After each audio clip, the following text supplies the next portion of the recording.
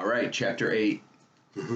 Chapter 8, uh, second recording. So we're in 1969. It's a challenging time in American history. I think we can all empathize with what living through a challenging time feels like. This was a challenge of a different nature, though.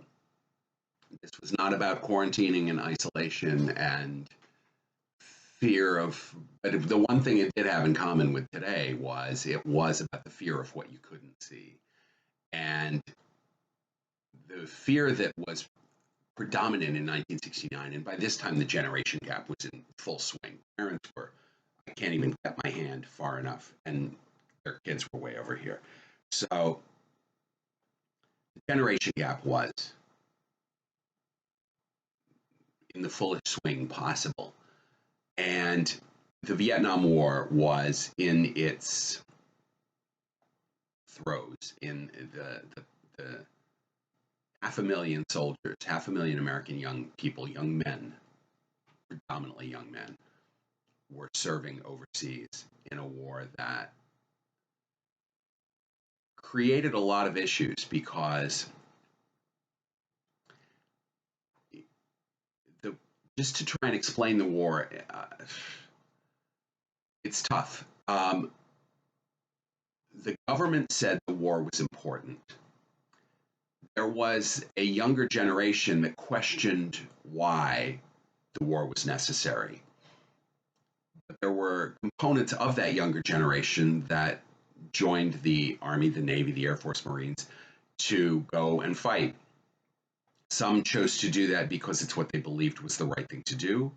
Some chose to do that because they didn't have other options, whether it was college or whatever. Some did it so that they had some control over their lives because the draft was in full swing and you could basically get a letter that said you gotta hit the road in a few weeks. And so some did it because they wanted to avoid the draft, meaning they wanted to do it themselves on their own time. A lot got drafted. But what it did was you had other kids on college campuses all over this country protesting the war. So you had people who were best friends in high school, one of whom went to college and one of whom went to Vietnam. And you come back 4 years later and there's a real disconnect. It did a real job of severing a lot of families, a lot of relationships, a lot of friendships, some of which came together over time and some of which didn't. The younger generation, quote unquote, was not of a single mind on this thing. And there were a lot of people who disagreed with the war who fought in it anyway because it was either the choice they made or it felt like the only choice they had. So to look back on the war as a single animal that was an us versus them mentality with the younger generation versus the older generation is neither true nor complete. There were a lot of members of the younger generation who were very involved in that war for their own choice or not. And we just need to remember that, think about it, and honor it as part of the process of the things we're talking about. It wasn't quite as simple as it brought about issues of class. Of course, if you were able to afford college, you were able to defer a draft. It definitely highlighted issues of race because, quite frankly, people of certain races were more likely to be at an economic level that they could afford, blah, blah, blah, blah, blah. Bottom line is it showed the gaps, man, but nobody was looking at the gaps or people were not able to process the gaps because the gaps were not the important thing. The important thing was fighting the war. The important thing was protesting the war. And again, it's just the chasms it caused within the younger generations. Pretty difficult to go fight a war when your best buddy or your sister is marching around a college campus in Massachusetts or New York or California with a sign calling you a murderer. And that's what we had. Um,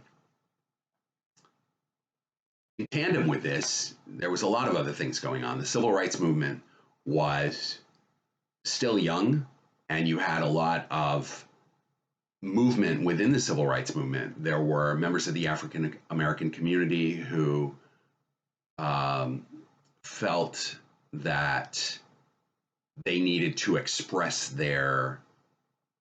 this newfound freedom, if you will, that the government had labeled. It got expressed in different ways. There were people who expressed it with anger. There were people who expressed it with violence. There were people who expressed it with love and compassion and community. And in tandem with this, you had the quote unquote women's movement, the feminism movement. And then in tandem, which was about equal rights for women, equal pay for women, equal status for women within society, an issue we're still wrangling with it's in a millennium, half a century later. Um, you have that. And then you have the president of the United States was a man named Richard Nixon.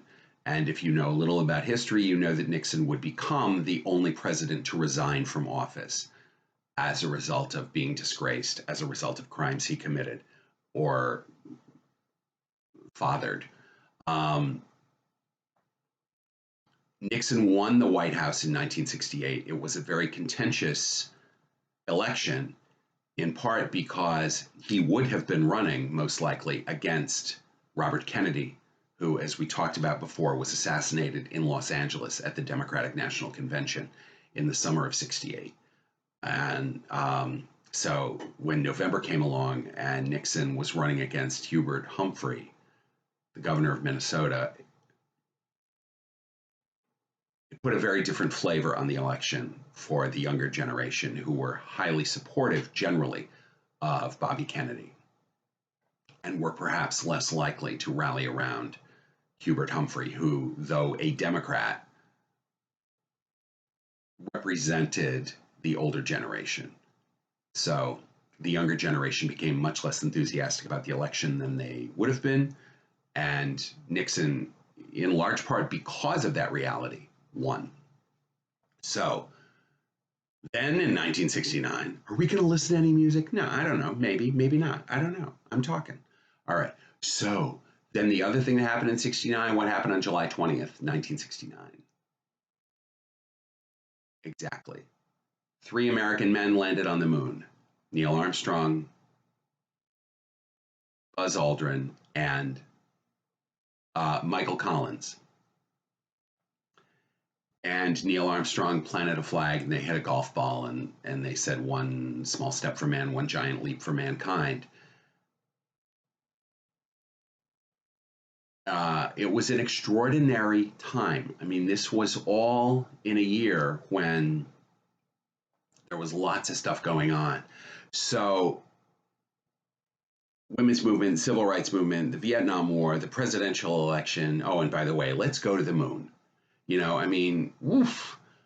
The nation handled a lot of stuff in '69, and we haven't even talked about the pop culture elements, which would absolutely, you know, sort of the cup would runneth over in 1969 on the pop culture front.